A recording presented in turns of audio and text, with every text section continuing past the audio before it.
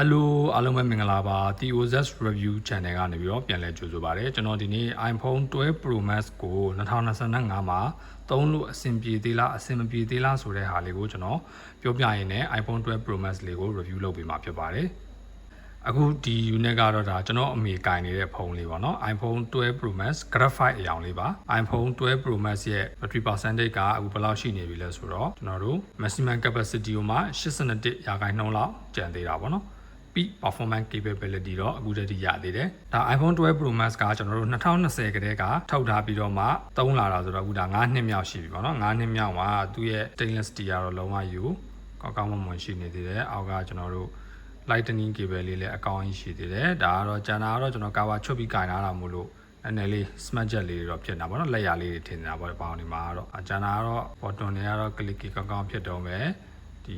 silent switch ဆိုရင်လည်းအဆင်ပြေတယ်အပေါ်မှာဒါ face ID ဆိုလည်းအကောင်းကြီးရှိသေးတာပေါ့နော်ဒါအပေါ်ကနေဒီ stainless steel ပေါ့ဘေးပေါင်းတွေအားလုံးကတော့ထင်သလောက်တော့ damage ဖြစ်တာတွေလည်းမရှိဘူးအကုန်လုံးအဆင်ပြေပါတယ်ဒါကတော့ကျွန်တော်တို့ကင်မရာပါနော်ကင်မရာ3လုံးlidar sensor စပါတဲ့နှစ်ပေါ့ stainless steel နဲ့စထည့်လာပြီးတဲ့နှစ်လည်းဖြစ်တယ်ကျွန်တော်တို့ဖုန်းတွေ slab ဖုန်းတွေထဲမှာအရင်ဆုံးအလေးဆုံးဖုန်းအနေနဲ့လာတဲ့ဖုန်းလေးပေါ့နော်ကျွန်တော်တို့228 gram လောက်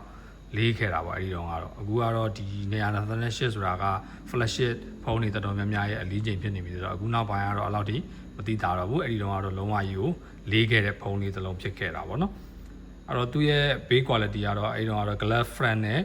glass back နဲ့stainless steel frame နဲ့ပေါ့နော်သူက IP68 dust and water resistant ရတယ် display ကကြတော့ကျွန်တော်တို့ Super Retina HDR OLED HDR10 Dolby Vision 800 nit high brightness မှုရပြီးတော့1200 nit peak brightness မှုဆိုပြီးတော့ရတယ်screen size ကတော့ကျွန်တော်တို့6.7 inch ပေါ့နော်6.7 inch screen size ရတယ် resolution ကတော့1284 into 2988 pixel 90.5:9 ratio နဲ့ ceramic sheet ကပါလာပြီဗျ ceramic sheet လေးနဲ့ပေါ့နော်app ရဲ့အဝင်အထွက်လေးတွေကိုကျွန်တော်ပြပေးမယ်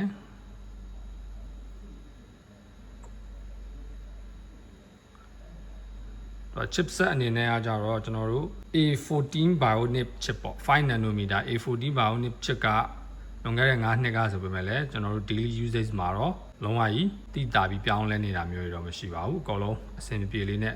သုံးလို့တော်တော်လေးကောင်းသေးတဲ့အနေအထားမှာတော့ရှိပါသေးတယ် iOS 14.1 နဲ့လာပြီးတော့မှကျွန်တော်တို့အခု iOS 26 ထိတင်လို့ရမယ်နောက်တစ်နှစ်လည်း update ထည့်ရအောင်မယ် iOS 27ကလာခဲ့မယ်ဆိုရင် iOS 27အထိတင်လို့ရမယ်အခုဒီ model ကတော့ကျွန်တော်တို့ RAM 6GB ကို storage 128ပါတဲ့ base model လေးပါပြီးရင်အနောက်ကကင်မရာ3လုံးကတော့ကျွန်တော်တို့12 megapixel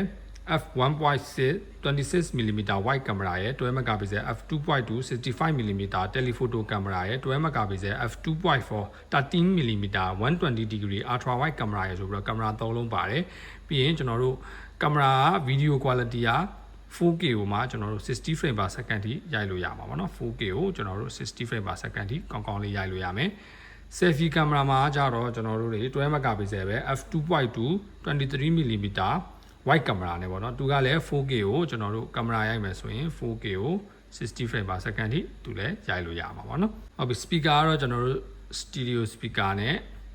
အောက်မှာတော့ဒီမှာ speaker အပေါ်မှာတော့ကျွန်တော်တို့ earpiece မှာ speaker လေးပေါ့နော် stereo speaker နဲ့လာတယ် Wi-Fi ကတော့ Wi-Fi 6 ထိ support ထားတယ် Bluetooth ကတော့ Bluetooth 5.0 နဲ့ battery ကတော့ကျွန်တော်တို့ lithium ion ကိုမှ3689 mAh battery ပါလာပြီးတော့ကျွန်တော်တို့20 watt wire charging ပေါ့နော်တော့ 50% in 30 minute လို့ပေးထားတယ်50 watt wireless charging ရမယ် MagSafe ပါလာပါတော့ဒီမှာwireless ကိုမှ T2 ပေါ့ T2 wireless charging တွေရလာတယ်အရောင်နေနဲ့ကတော့အခုကျွန်တော်တို့ဒီမှာပြင်ရတဲ့ graphite ရယ် silver ရယ် gold ရယ် Pacific blue ရယ်ဆိုပြီးတော့အရောင်၄ရောင်နဲ့လာတယ်2025မှာကျွန်တော်တို့ iPhone 12 Pro Max ပေါ့နော်သုံးရတာအဆင်ပြေသေးလားလို့မေးရင်တော့ကျွန်တော်တို့ daily usage တွေအေးအေးဆေးဆေးသုံးကျင်တယ်ဈေးကလည်းအများကြီး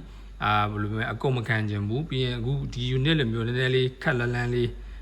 body ကောင်းကောင်းနဲ့ကြီးကောင်းကောင်းနဲ့လည်းရမယ်ပြီးရင် Apple လည်း Apple မှာ Apple ပဲကင်ကျင်တယ်ဆိုတဲ့လူတွေအတွက်ကတော့ကျွန်တော်တို့ iPhone 12 Pro Max လေးကအခု second ဝယ်မယ်ဆိုရင်30မပြည့်တဲ့ဈေးလောက်မှာ30ဝန်းကျင်30မပြည့်တဲ့ဈေးလောက်မှာဆိုရင်တော့ဒါဘာပဲပြောသုံးလို့အဆင်ပြေနေသေးတဲ့ဖုန်းတစ်လုံးလို့ကျွန်တော်တို့သတ်မှတ်လို့ရတာပါเนาะဟုတ်ပြီ brother တို့ရောဝယ်ဖြစ်မယ်ထင်လား comment ထဲမှာဝင်ရောက်ဆွေးနွေးတွားပေးကြပါအောင်နောက်တစ်ခါမှပြန်တွေ့တာပေါ့ peace